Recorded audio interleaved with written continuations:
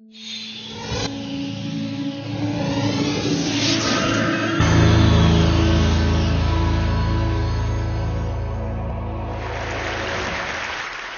problem that I want to talk with you about is really the problem of how does one supply healthcare in a world in which cost is everything? How do you do that? And the basic paradigm I want to suggest to you is one in which you say that in order to treat disease, you have to first know what you're treating. That's diagnostics, and then you have to do something. So the program that we're involved in is something which we call Diagnostics for All, or zero-cost diagnostics. How do you provide medically relevant information at as close as possible to zero cost? How do you do it? Let me just give you two examples. The rigors of military medicine are not so dissimilar from the third world. Poor resources, a rigorous environment, a series of problems in lightweight and things of this kind, and also not so different from the home health care and diagnostic system world. So the technology that I want to talk about is for the third world, for the developing world, but it has, I think, much broader application because information is so important in the healthcare system. So you see two examples here. One is a lab that's actually a fairly high-end laboratory in Africa. The second is basically an entrepreneur who's set up and doing who knows what in a table in a market. I don't know what kind of healthcare is delivered there, but it's not really what is probably most efficient. What is our approach? And the way in which one typically approaches a problem of lowering cost, starting from the perspective of the United States, is to take our solution and then to try to cut cost out of it. No matter how you do that, you're not going to start with a $100,000 instrument and bring it down to no cost. It isn't going to work. So the approach that we took was the other way around, to ask what is the cheapest possible stuff that you could make a diagnostic system out of and get useful information, add function. And what we've chosen is paper. And what you see here is a prototypic device. It's about 1 centimeter on the side. It's about the size of a fingernail. The lines around the edges are a polymer. It's made of paper, and paper, of course, wicks fluid. As you know, paper cloths drop wine on the tablecloth, and the wine wicks all over everything. Put it on your shirt, it ruins the shirt. That's what a hydrophilic surface does.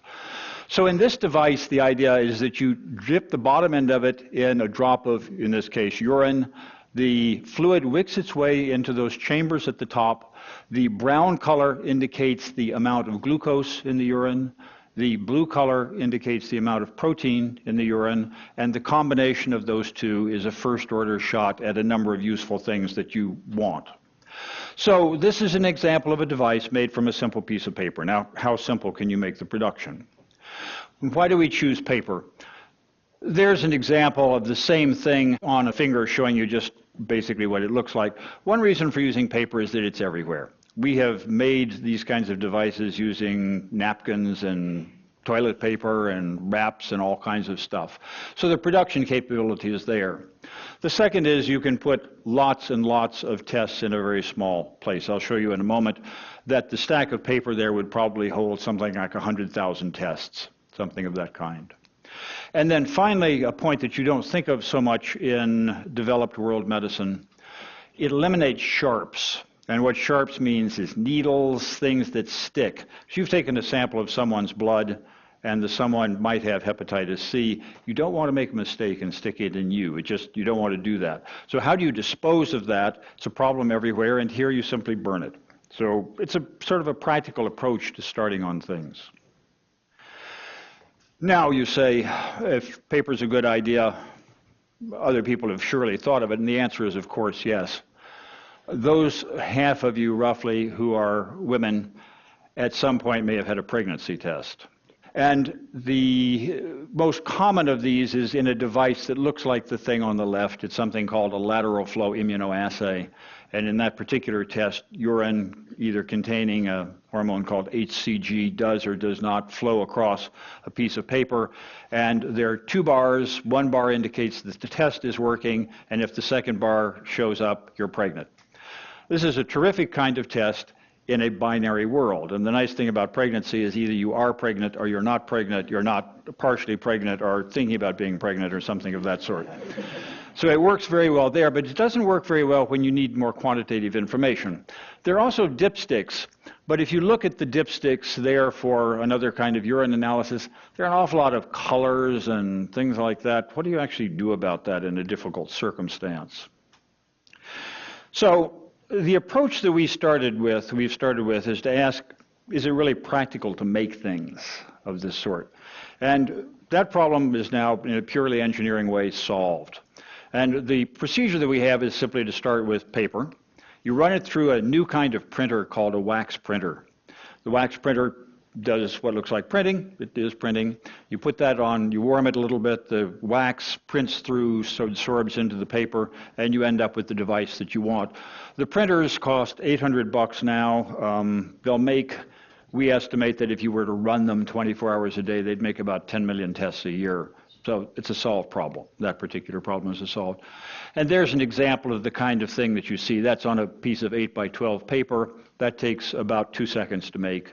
And so I regard that as done. There's a very important issue here, which is that because it's a printer, a color printer, it prints colors. That's what color printers do. I'll show you in a moment that's actually quite useful. Now, the next question that you would like to ask is, what would you like to measure? What would you like to analyze? And the thing which you'd most like to analyze, we're a fair distance from, it's what's called fever of undiagnosed origin. Someone comes into the clinic, they have a fever, they feel bad. What do they have? Do they have TB? Do they have AIDS? Do they have a common cold? The triage problem. That's a hard problem for reasons that I won't go through. There are an awful lot of things that you'd like to distinguish among. But then there are a series of things, AIDS, hepatitis, malaria, TB, others, and simpler ones such as guidance of treatment. Now, even that's more complicated than you think. A friend of mine works in transcultural psychiatry, and he is interested in the question of why people do and don't take their meds. So Dapsone or something like that, you have to take it for a while. He has a wonderful story of talking to a villager in India and saying, have you taken your Dapsone? Yes.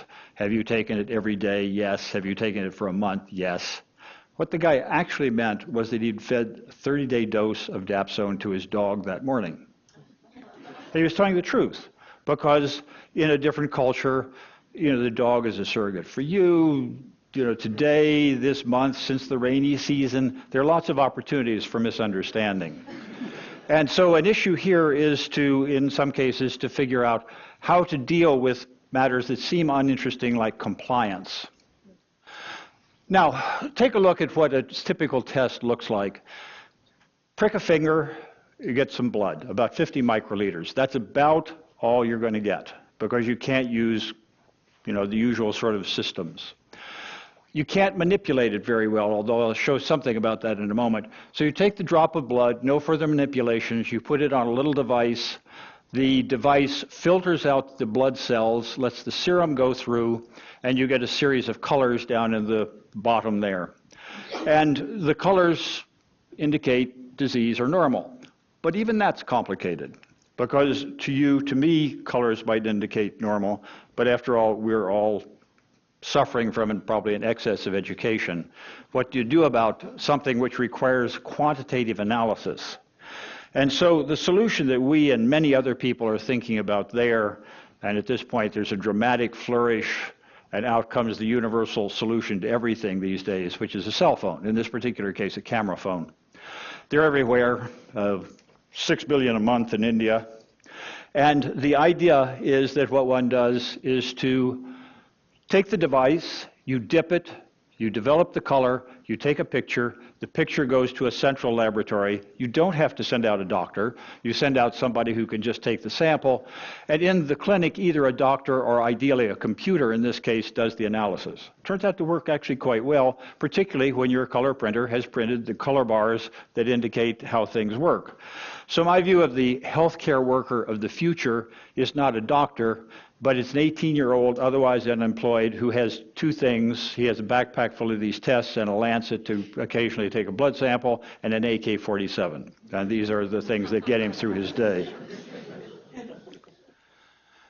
There's another very interesting connection here, and that is that what one wants to do is to pass through useful information over what is generally a pretty awful telephone system.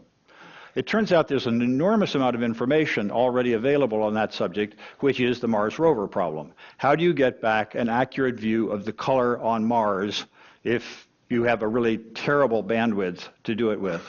And the answer is not complicated, but it's one which I don't want to go through here, other than to say that the communication systems for doing this are really pretty well understood. Also, a fact which you may not know is that the compute capability of this thing is not so different from the compute capability of your desktop computer.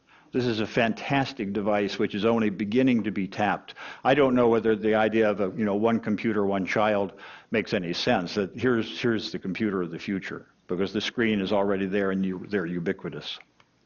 All right, now let me show you just a little bit about advanced devices, and we'll start by posing a little problem. What you see here is another centimeter-sized device, and the different colors are different colors of dye. And you notice something which might strike you as a little bit interesting, which is the yellow seems to disappear, get through the blue, and then get through the red. How does that happen? How do you make something flow through something? And of course the answer is you don't. You make it flow under and over. But now the question is, how do you make it flow under and over in a piece of paper?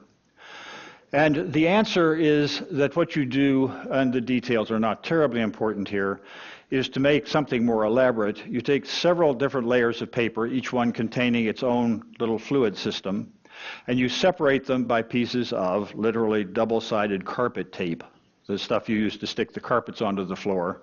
And the fluid will flow from one layer into the next. It distributes itself, flows through further holes, distributes itself. And what you see in the lower right-hand side there is a sample in which a single sample of blood has been put on the top, and it has gone through and distributed itself into these 16 holes on the bottom in a piece of paper. Basically, it looks like a chip, 2 pieces of paper thick. And in this particular case, we were just interested in the replicability of that, but that is in principle the way you solve the fever of unexplained origin problem, because each one of those spots then becomes a test for a particular set of markers of disease. And this will work in due course. And here's an example of a slightly more complicated device. There's the chip. You dip in a corner. The fluid goes into the center. It distributes itself out into these various wells or holes and turns color. And all done with paper and carpet tape. So it's, I think, as low cost as we're likely to be able to come up and make things. Now, I have two last little stories to tell you in finishing off this business. This is one of the things that one does occasionally need to do is to separate blood cells from serum. And the question was, here we do it by taking a sample, we put it in a centrifuge, we spin it, and you get blood cells out. Terrific. What happens if you don't have an electricity and a centrifuge and whatever? And we thought for a while of how you might do this, and the way, in fact, you do it is what's shown here. You get an egg beater, which is everywhere, and you saw off a blade, and then you take tubing and you stick it on that, you put the blood in, you spin it, somebody sits there and spins it. It works really, really well. And we sat down, we did the physics of egg beaters and self-aligning tubes and all the rest of that kind of thing. Sent it off to a journal. We were very proud of this, particularly the title, which was Egg Beaters Centrifuge. And we sent it off, and by return mail it came back. And I called up the editor and I said, "What's going on? How is this possible?" The editor said, with enormous disdain, "I read this, and we're not going to publish it because we only publish science." And it's an important issue because it means that we have to, as a society, think about what we value. And if it's just papers and phys rev letters, we've got a problem. Here's another example of something, which is, this is a little spectrophotometer. It measures the absorption of light in a sample. The neat thing about this is you have a light source that flickers on and off at about 1,000 hertz, another light source that detects that light at 1,000 hertz, and so you can run this system in broad daylight. It performs about equivalently to a system that's in the order of $100,000.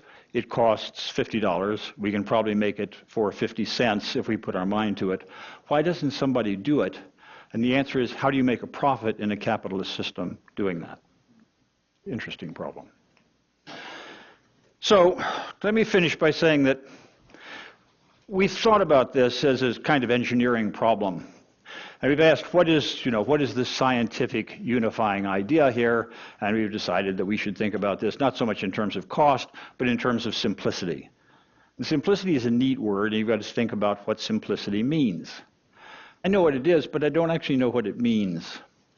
So I actually was interested enough in this to put together several groups of people.